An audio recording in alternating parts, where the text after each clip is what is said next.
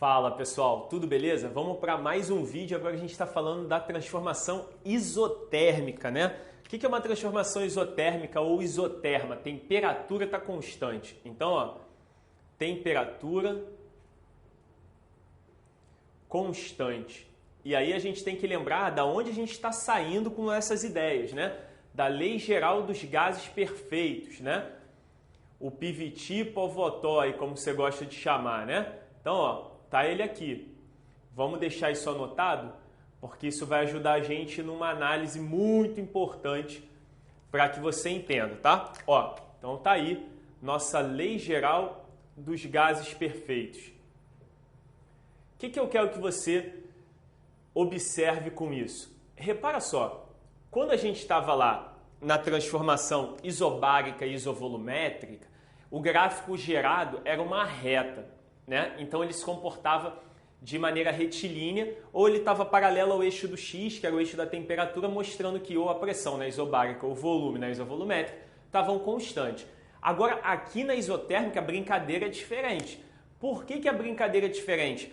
Porque o gráfico gerado é uma curva, tá? Ele vai ter esse comportamento aqui, ó. Olha que interessante, né? Ele vai ter esse comportamento.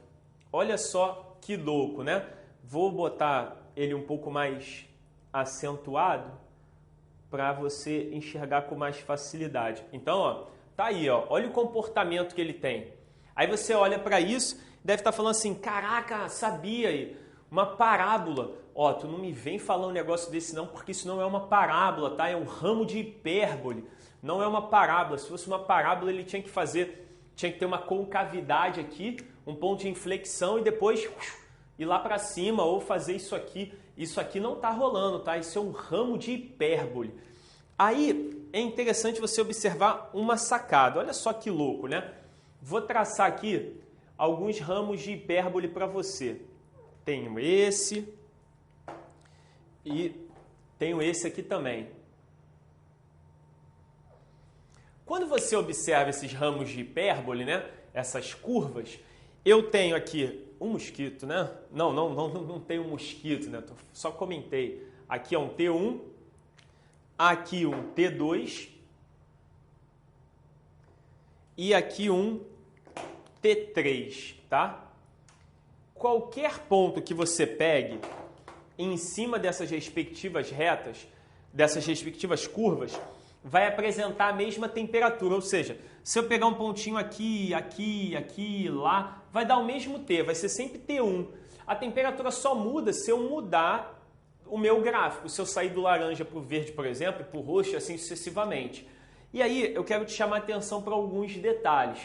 Por exemplo, quando você observa essas três curvas, qual delas vai ter o maior valor de temperatura? Ou será que são todas iguais, né? Como é que você vai fazer para analisar isso? Repara só, eu vou traçar uma linha pontilhada que vai cortar aí o meu gráfico e vai rasgar ele de uma ponta a outra, pegando as três curvas que eu fiz. E aí, desculpe. E aí, o que eu quero que você perceba? Eu vou pegar pontos. Olha só que louco, né?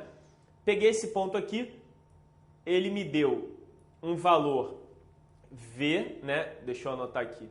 Um valor V1 de volume e um valor P1 de pressão. Então, ó, tá lá um valor V1 de volume, um valor P1 de pressão. Esse cara aqui, ele me deu esse respectivo par ordenado aqui, ó, V2, e vai me dar um dado P2 lá do outro lado, ó.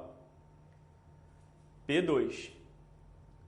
Esse cara roxinho aqui, mesma sacada, ó.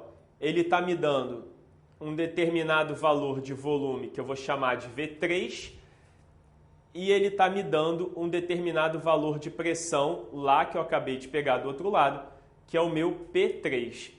Uma vez que você tenha feito isso, eu tenho certeza que você entendeu a lógica que eu usei aí, a gente vai olhar para a equação de Clapeyron antes de pensar na lei geral dos gases. Lembra da equação de Clapeyron?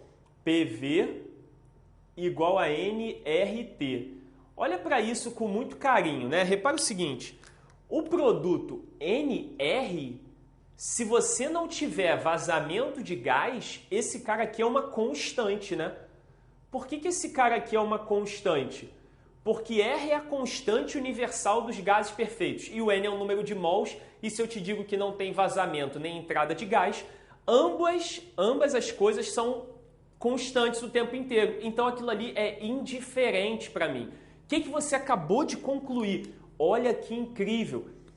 A temperatura depende de quem? Ela depende do produto PV. Ou seja, quanto maior o produto PV, maior a temperatura. Olha para o gráfico. Se você olhar para o laranja, para o verde ou para o roxo, quem é que vai ter o maior produto PV? Quem tiver mais afastado do eixo 00, que no caso é o roxo. Ele apresenta o maior volume, você está vendo por aqui, e apresenta maior pressão. Então você acabou de descobrir uma máxima dentro da transformação isotérmica. Quanto mais afastada a curva tiver do eixo 00, maior é a sua isoterma, ou seja, maior é o seu valor de temperatura. Então, se eu fosse montar uma desigualdade aqui, seria T3 é maior do que T2, que é maior do que T1. Beleza, pessoal? Então, isso é muito importante nas sacadas conceituais da análise de uma isoterma. E assim como eu te falei nos outros, que as transformações tinham nomes especiais, essa também tem um nome especial e é importantíssimo que você saiba, tá? Ela é chamada de lei de Boyle-Mariot. Lei de Boyle-Mariot. Assim que o vestibular curte fazer referência a uma isoterma muitas vezes, tá? Eles sempre falam nos exercícios, né? De acordo com a lei de Boyle, aí você, lei de quem? Se você não se ligar em quem que ele está falando, não vai dar para fazer, né? Você vai ficar perdidaço. Então, grava isso, tá? As transformações isobárica, isovolumétrica e agora a isotérmica, elas também têm nomes especiais que as caracterizam, tá bom? Um grande abraço. Não sai daí não que a gente vai fazer muito exercício. Tchau, tchau.